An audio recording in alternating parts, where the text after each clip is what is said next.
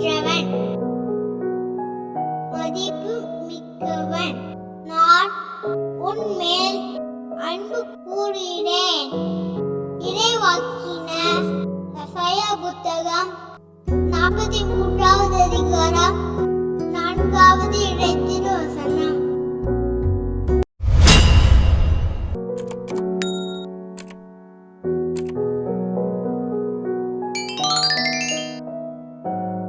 என் பார்வையில் நீ விலையேற பெற்றவன், மதிப்பு மிக்கவன்.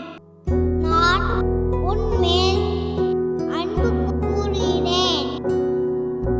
இறைவாக்கினர் எசாயா புத்தகம் 43வது அதிகாரம் 4வது இறைத்திருவசனம்.